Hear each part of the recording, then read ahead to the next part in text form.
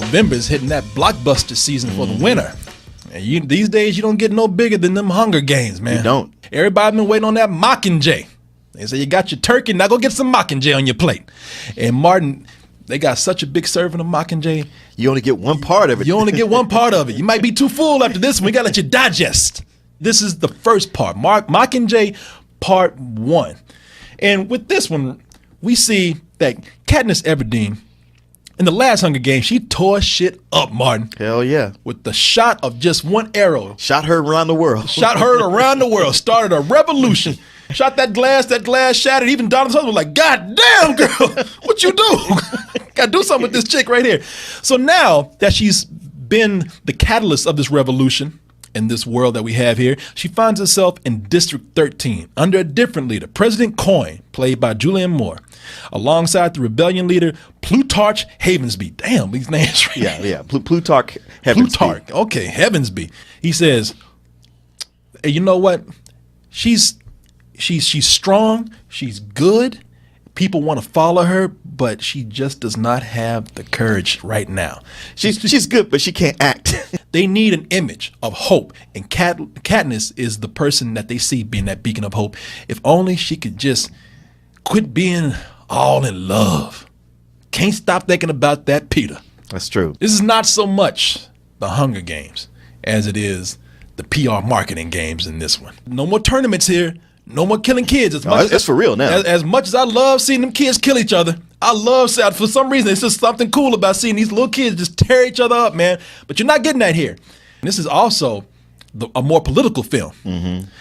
A lot of talking, a lot of setup, and I don't know how many people are going to respond to that too well. Well, the thing you have to remember is that most people who are going to come see this have read the book, so they know that.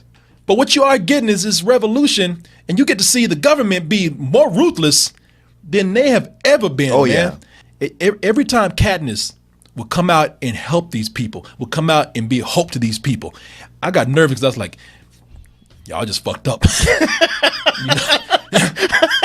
Y'all better leave that Katniss alone, man. Shut the fuck. I mean, it made me so nervous because Donald Sutherland, he's cold, man. Yeah, he's the Emperor 2.0. Donald Sutherland is one of the people I hate the fuck out of him, man. I've never hated somebody so much because that son of a bitch is just so smug. It's funny how he's not in the movie that much. President Snow, perfect name, because he's a cold motherfucker, man, and never stops being cool. Katniss said something again. She said hello? Kill about 100 people. Yeah. You know what? I feel Katniss is just looking at me wrong somewhere. Just kill another 200 people. And he's always, good evening, Miss Everdeen. Yeah, I understand what you're saying, Miss Everdeen, and I appreciate that and everything you've done for us, but, fuck you anyway. And I'm like, wow, that dude is cool, man. I mean, he scares me. Plus, this is an offshoot right here, just a little offside note. He looks like, I've said this before, he looks like my Uncle Bubba. Oh, really? I had a creepy Uncle Bubba that looked just like him. I tried to find a picture of today. My mother said, you can't find him nowhere. And I was like, yeah, because he's a creepy looking motherfucker, man. He used to always come in the house, and he looked just like a black version of wow. Donald Sutherland. I'm not lying. If Donald Sutherland had an afro, he would look just like my Uncle Bubba. My Uncle Bubba would always come in the house up until I was like 13.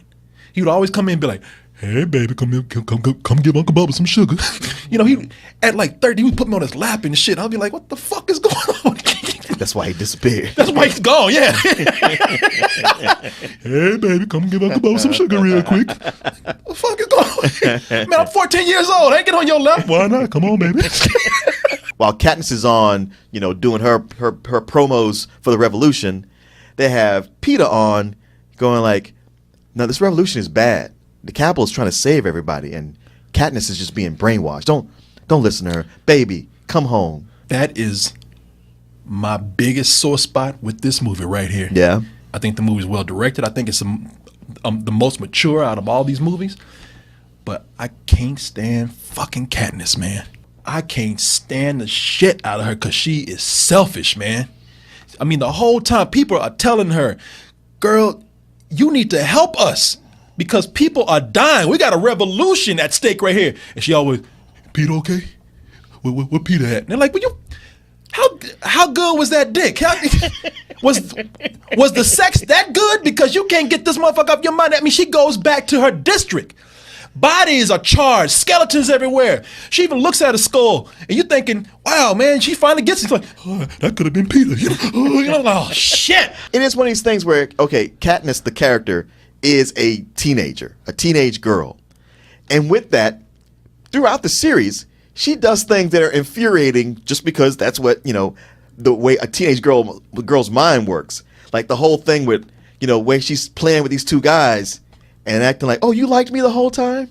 Oh, you had a crush on me the whole time? You're like, come on, goddammit. And I understand that she's been through a lot, but it just didn't work for me right here. You have to understand that when you're in the games, you only get one wish. It's very costly. You're alive. Look at her. Just totally hypnotized. I mean, everybody in there trying to like keep their mind on the war. I'm just like, you know what? Well, hey man, you gotta admit he is wearing some fly ass threads. You know, you know what? He is all pimped out right there. I mean, got himself a white pimp suit on. I mean, that's the thing. When you live at the Capitol, I mean, it sucks because you're part of an oppressive government. Yeah. But you get the dress, baby. Katniss is like, God damn, that's a badass suit. Yeah. Jack. Yeah, I fucked that suit.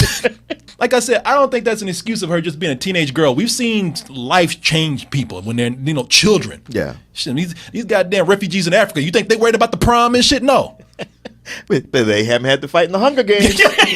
Yeah, they have. They're hungry every day. Shit, they fighting their stomach every day. What you talking about? It is not a game, my friend. Trust me. No, I'm really hungry. Not funny, man.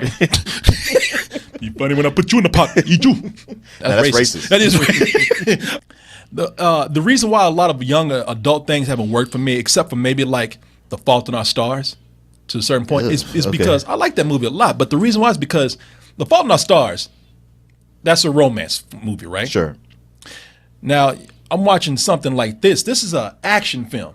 And a lot of these young adult novels, especially that are made into movies, especially the ones where they want to appeal to teenage girls, they crowbar the love stuff in there. I'm not saying it shouldn't be there, but for here, it just seems to go against all logic that she is so infatuated with this boy that she would overlook all this horror around her. And I mean, and it wouldn't bother me so much if she just wasn't so bitchy about it. They're saying, yeah, we need to go here and save these group of people in this district. Well, I'll do it if you get Peter out. Otherwise, fuck you. And I'm like, you know what? I'm gonna kill the bitch. I can't stand this shit, man. It's a personal thing. I hate it, though. Josh Hutchins, is that his name? Josh Hutcherson. Josh Hutcherson? Yeah. I would say he's matured enough in this movie to where I really like him more than the last films. And I didn't dislike him before, but this one I really think that he's coming to his own. Okay. And also Thor's brother. I'm glad to see him have a bigger role here too. Now, what's his brother's name? You mean the character or the actor? Hemsworth.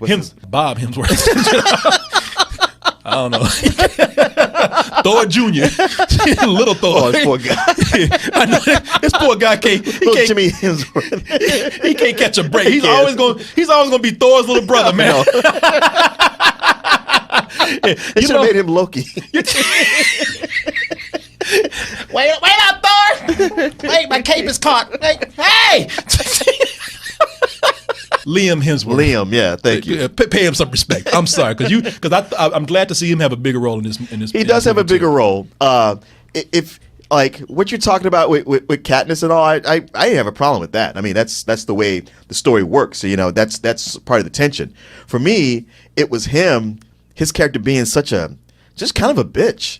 Clearly, you like Peter better than me. It's like, man, he was the one. I'm like, you need to drop all that. You got other things here. It's kind of the same way I feel. I mean, I'm hating that everybody in this apocalyptic world is having all these petty love issues. Well, I mean, like I said, for Katniss, it's her story, and it's all about how her life is. She's been dragged from one thing to the next, with barely a chance to catch her breath. And the only thing she can cling to is like, okay, what do I want? I got everybody telling me what I need to do and what I should do. and what I know for sure is what I want. And you know what? You're right about that. And it's cool seeing, again, some actors come up that you see in other places get a chance to do a little more work, especially when they're British and we play that game. Can you do an American accent? Uh-huh. And in this one, we have, what's the girl's name? Natalie Dormer. You remember her from Game of Thrones? Yes. She's the chick that got naked. You're all from the Capitol? Plutarch got you out? Don't expect much chit-chat from him. Capital cut his tongue out years ago. You know, for somebody who got that tongue cut out, he seems really happy about it. Yep. And they ate it too. It was delicious.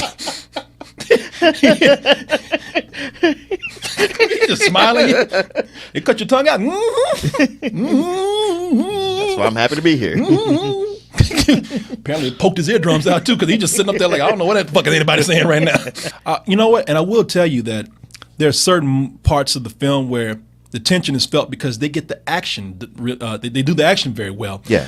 There's a part that have to do a rescue mission, and these soldiers go in, and it feels claustrophobic and still very the momentum of it and the pacing of it felt just like something out of Aliens. Maybe it's just because it's under the shadow of the other Hunger Games movies and how original those were. Yeah. This is missing that originality right Exactly. there. It feels just like any movie where you have an apocalypse and a rebellion. And that's not to say this is bad, because the material that it comes from originally comes from helps it out a lot. But still, though, it is kind of a slight letdown, and that's why I'm giving this a high matinee. For something like this where you don't have the big action set piece that everybody's waiting for, you need a guy who, maybe an Alfonso Cuarón, who can come in here and go like, yeah, I know the plot points I got to hit, but I want to really explore these people so you really get to know them. Like, you get to see a lot of character in everybody. This it's really all set up. It's all set up for the next movie. Yeah. And that's it is. And that's the thing that keeps it puts a ceiling on it and keeps it from soaring high enough to hit that full price mark. So yeah, I give it a high matinee also. When that last clip that we saw right there, the one that got with his tongue cut out, you might have saw this black dude walk by.